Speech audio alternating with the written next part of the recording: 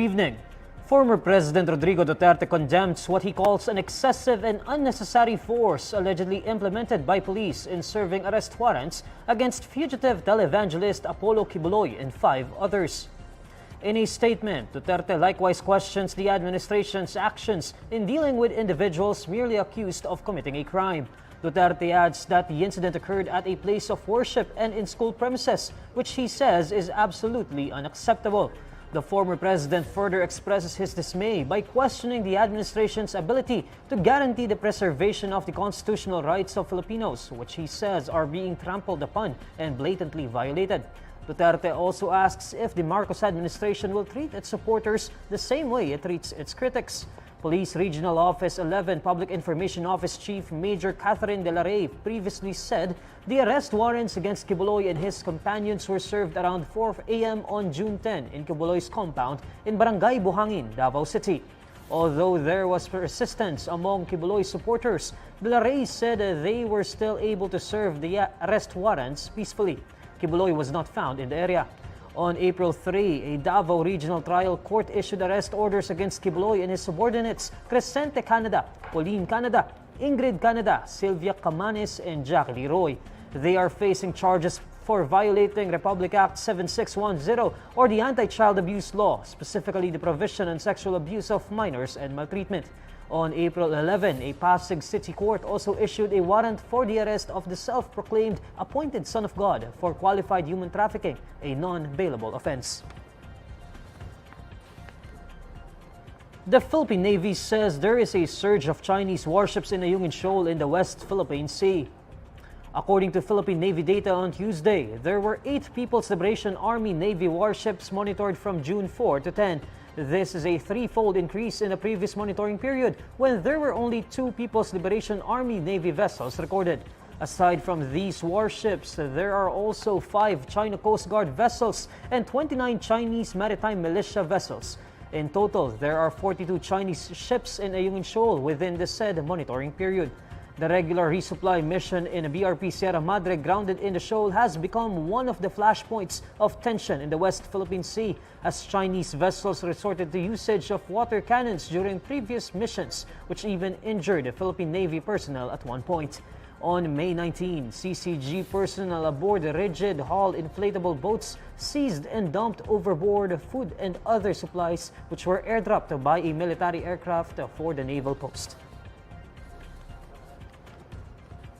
Authorities have found what appears to be Chinese military uniforms and pins from the raided Philippine offshore gaming operators hub in Pampanga, according to the Presidential Anti-Organized Crime Commission. PAOK spokesperson Winston John Casio says the uniforms were found all over the establishment's dorms, villas, and offices. Aside from this, Casio says authorities also found identification cards of a foreigner bearing different names, among what he calls a good number of disturbing discoveries from the compound. Last week, PAOK and joint operatives of the Philippine National Police units conducted the raid, resulting in the apprehension of over 190 individuals inside the Pogo complex along Friendship Highway in Angeles City. The warrant for the operation was issued following a report that PAOK received from confidential informants detailing how a female foreigner was sexually trafficked in the area and the male foreigners were tortured. Meanwhile, this recent discovery of suspected Chinese military uniforms and pins have raised serious concerns about national security. Senator Sherwin Gatchalian says the 3 sets of People's Liberation Army uniforms and some military pins discovered are clear evidence that Pogos are a national security threat to our nation. According to Senator Risa Hontiveros, the discovery of these uniforms only proves the information shared by intelligence agencies that there are credible links between Pogos and foreign intelligence assets. But contrary to Gatchalian and Hontiveros' remarks, Senate Minority Leader Aquilino Coco Pimentel III says it shouldn't be that big of a concern if only a few uniforms were found. Makabayan bloc lawmakers in the House of Representatives file a bill seeking to revoke licenses and ban all Philippine offshore gaming operations in the country. On Tuesday, ACT Teachers Party List Representative Franz Castro leads the filing of House Bill number 10525, or the proposed Anti-Pogo Act of 2024, in response to the alleged proliferation of illegal activities connected to Pogos. Castro says Pogos have become a swarm of crimes, as testified by countless police raids.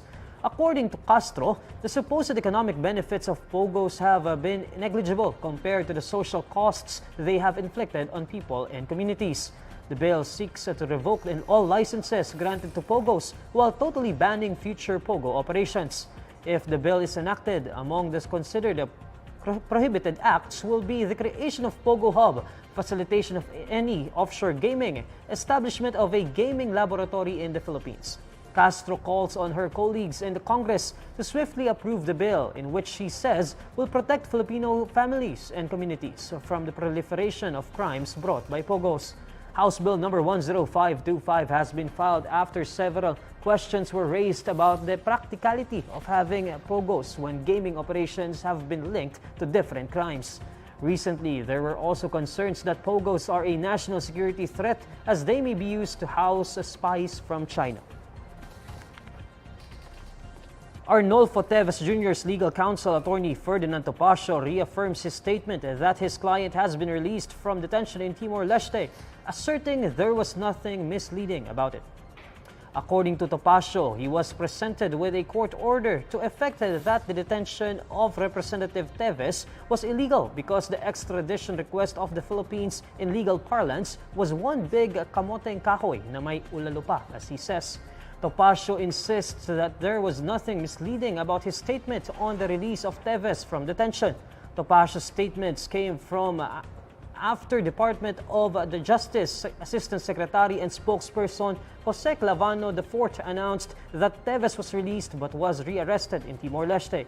The DOJ likewise said the Philippine government followed Timor Leste's law in submitting a request for the extradition of Teves, who used to represent Negros Oriental at the House of Representatives. Teves was expelled from the lower chamber in 2023 on several grounds, including abandonment of public office and indecent behavior. In March, Teves was arrested in Timor Leste while playing golf, as the International Criminal Police Organization placed him under its red notice. His arrest was in connection with his alleged involvement in the March 2023 killing of former Negros Oriental Governor Roel Digamo and 9 others. In a message to INQUIRER.net, Clavano appeals to Topacio to let Teves face the Philippines for the sake of justice. These are the stories you need to know today. I'm Neil Mercado. Follow INQUIRER.net on Facebook, X, YouTube, TikTok, Instagram, and Reddit. For more stories, visit INQUIRER.net. Good evening.